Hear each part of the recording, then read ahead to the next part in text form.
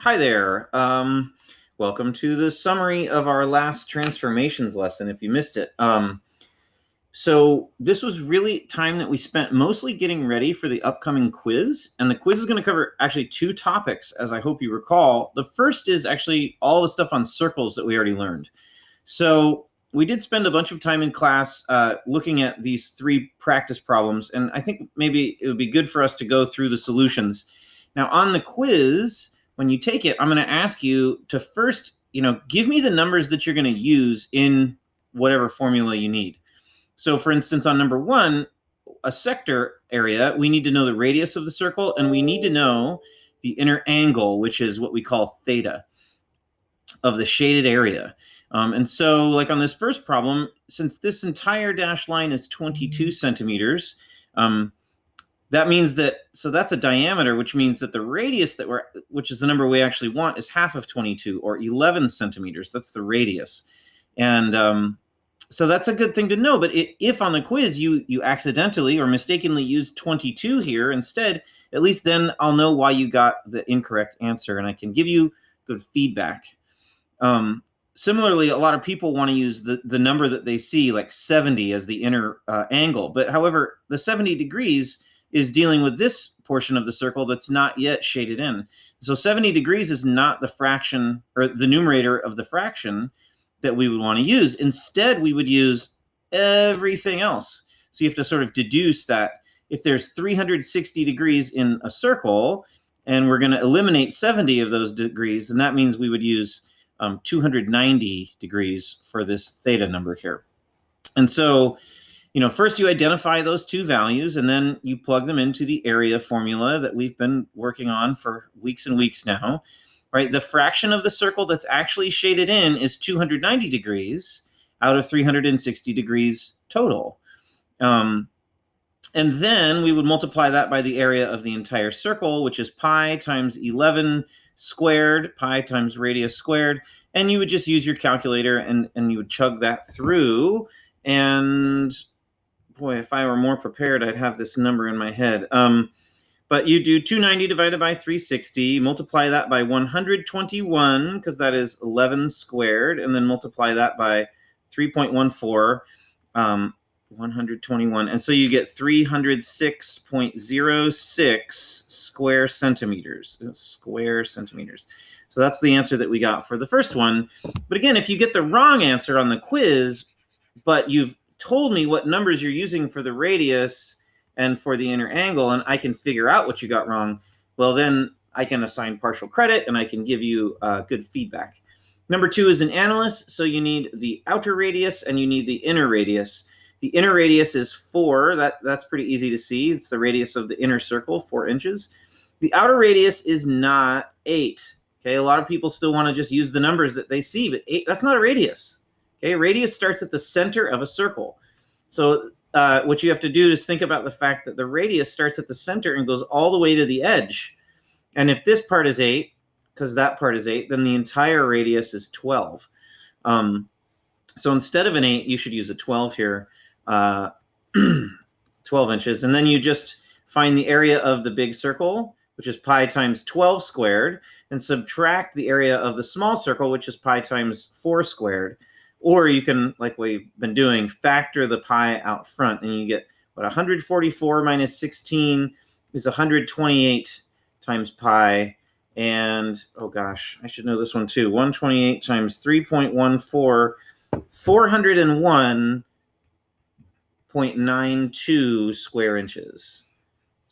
That's that area of that donut. And then finally, the last one, I actually ask you, what process are you going to use to find the area of this? And that's a donut, but it's only 1/4. So you might say something like, here, let's type it. I will find the area of the annulus and then divide by 4, right? That's actually what we would do. And then you have to identify the outer radius, which in this case is 7 plus 15, or 22, and the inner radius is 15. And so to find the area, I think I would just do, just like I just did, find the area of the inner or the outer circle, the big circle, and subtract the area of the smaller circle, the inner circle, but then let's divide that by 4 because that's only 1/4 of it. And when you chug that through, you get, let's see, this is 484. That's 22 squared, and that's 225. So you get, when you subtract 484 minus 225, you get 259 times pi for the whole analyst, but then I divide that by 4. So 259 times 3.14, and then divided by 4 is 203.32 for that one. So hopefully you can follow that and at least get partial credit on the test. Now, there were some other things that we did. Let's zip back over here to our GeoGebra. The next part of the quiz that I'm not going to show you the solutions is to draw some simple transformations. Reflect over the line y equals 1, translate right 2 and up 5, and so on. And we've done this in class. You can check the solutions on Schoology. I've posted them. And then the third thing is, this is new, is describing a series of transformations. And so there is this this applet that I made that's pretty extensive, and I don't want to show any solutions here because I want you to try it. But what I did is I made some ones that I can demonstrate. So the object is to get this brown triangle to fit on the orange triangle, and we have lots of options. But you have to do 2 transformations mostly. So let's take the first one. If I translate the object and then reflect the object, I could translate it. Well, let's see. What if I translated it here? So what is that? Up 3 and then 7 to the right. Well, that looks like a mirror image of the orange triangle. So then I could reflect it. And I think maybe if I reflect it over this vertical line, x equals 3, x equals 3. Look at that. The purple triangle landed right on the orange triangle. So that's one possible way. And then you describe that. You'd say, I translated up 3 and right 7, and then I reflected over x equals 3. Right? This description is really important. It's really what the standard that I'm testing says. Can students describe a series of transformations that carries an object onto a different object? Okay, so that's one way to do that. What if we did it a different way? What if I moved this? What if I had translated it this way instead? Well, then I guess I would have to reflect over x equals -1. So there's a separate way to do it. And what if I reflected first? So see how it's reflected over x equals -1? Well, then I could also translate it into place if I reflect and then translate. Or here's a really fun one. What if I reflect and then rotate? This one's kind of weird, and I don't think many people got it this way. But what if I reflected over this diagonal line, y equals x? See that? And then could I somehow rotate that? Oh my gosh, doesn't that seem like it's the purple triangle kind of matches the orange triangle? Well, how can I get it? What if I move the center of rotation? And I just have to find the right place to put that. And bam, look. So I could also reflect over y equals x and rotate 90 degrees around the point -2, 1. There's lots of ways to do these. And the object is to use the app to figure it out. Let's look at one more. This one, I think I need to get it into place here. So it looks like a rotation to me. I'm going to try to translate and then rotate. So let's grab this thing, and I think maybe since these corners match, could I somehow rotate this purple triangle so that it lands on that orange triangle? Let me try rotating, and oh, that's going the wrong way.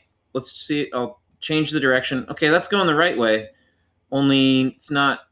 I think it's because the center of rotation is in the wrong place. What if we actually were to swing it around? If I move the center of rotation there, now I'm rotating around that red point, and I can get it right into place.